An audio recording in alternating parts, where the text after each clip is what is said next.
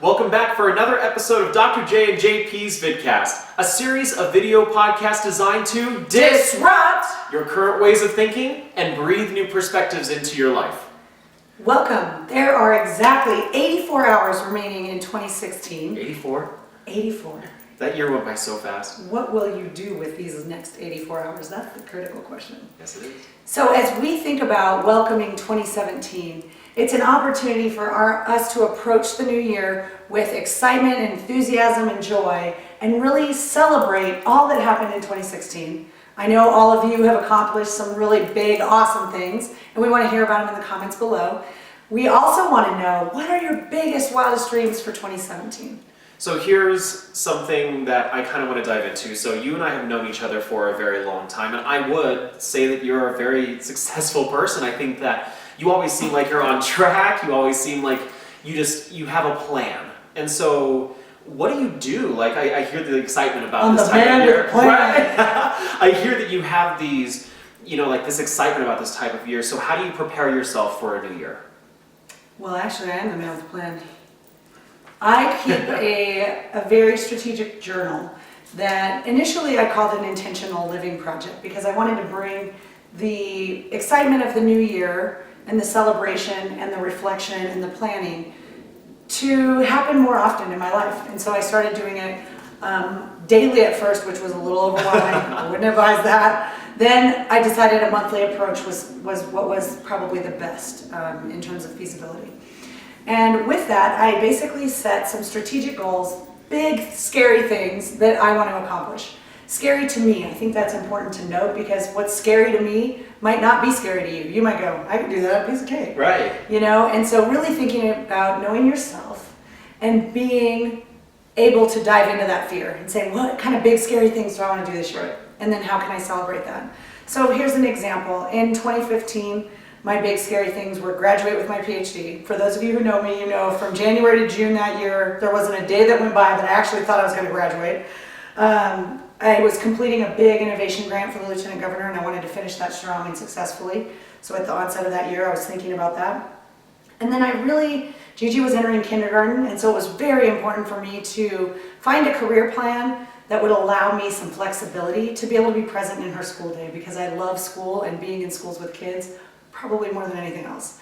And so I really wanted to be present with the little child that I love the most. And that was 2015. And then I looked to 2016. It was really about building a dream home where Gigi and I can create memories, where I could create a thought-provoking video series. It was kind of fun for JP and I to go through that list and see this on that list.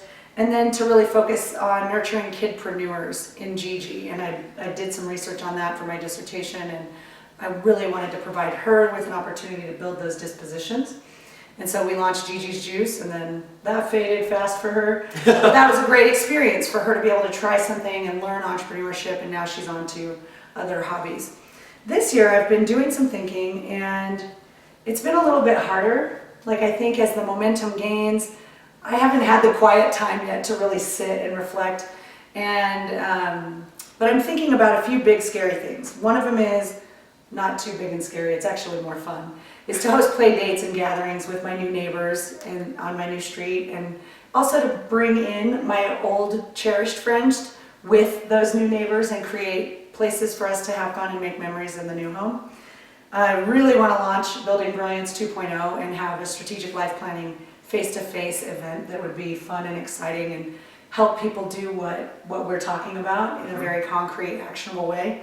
And then also, I used to really be great at health and wellness, and I've lost track of that somehow. All those juice recipes, I think, are in a folder somewhere or stored in a file that I don't open on my laptop often enough. So I want to return to doing some planning around meal planning, my juice recipes, and making sure I have a consistent workout plan that I'm committed to and don't skip when times get busy.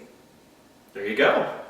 Well, and thank you for scaffolding that, because it's interesting watching how you just start seeing as you have these plans year by year. You can just go back and ask yourself, and with grace, to be able to say, like, whether or not I have achieved these things, I had a plan, I had an idea, I had this, these are my next steps. Should I let him know the secret? Yes. So the secret is the 2016 list was a little overzealous. I think I put 9 things on it. I must have thought I was like queen of the world. I've got my PhD, I can do anything. And so I literally had 9 items on there. And when JP and I were going through and counting, I achieved 4 of them. So I think it's also important to be transparent and honest and note, Yes. I didn't write 2 children's picture books. There were a lot of things on that list that also didn't get done. And so how do we embrace failure and move fast out of failure and into your next path to success? Absolutely. So as you think about 2017, what would you say your big 3 scary things that you could focus on would be? Well, I have started my second book, but I haven't put in the time to be able to complete that and make it a priority, so I know that that would be number 1 for me.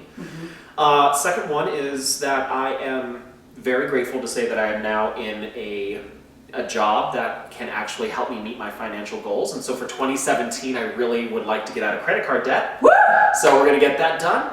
And the third one, I really want to get to know myself better. And it kind of echoes something that you said about health and wellness, because when I think about eating healthy and having a workout routine, Right. for me, it's all or nothing. I don't have this middle ground where I can have a plan that is good for me. It's like either I am just working out every day, eating healthy, no exceptions, let's go. Or I'm, Wendy sounds good.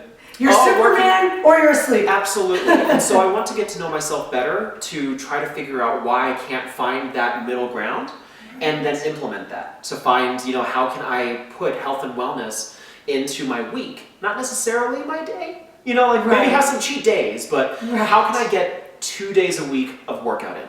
Things like that. I think those are great topics to be thinking about. One of the things that we're going to invite you to do as we welcome the new year is to really start crafting these big 3 scary things, 3 areas of focus. And then what we're going to do in the new year is help you develop strategic, smart goals that are aligned with the things that you'd like to accomplish. And JP and I actually have our own planning retreat that we're going to be doing later in the week, and are excited to bring that to those ideas to a strategic plan and help you achieve all that you dream to achieve in 2017. So, it's With homework that, time. Yes. Should I give them their homework? Absolutely. Go What did ahead. you hear the homework was? Well, I think get those 3 things written down, because for next week when we do talk about how to do that strategic plan, you'll need to know what those are, so that we can actually break it down and see how we can get those accomplished in 2017. Well, with that, welcome the new year. Woo! So, We'd like to propose a toast. Absolutely, to your achievements in 2016 and to everything that you will accomplish in 2017. Cheers! Go out and shine love and light into the world. Take care.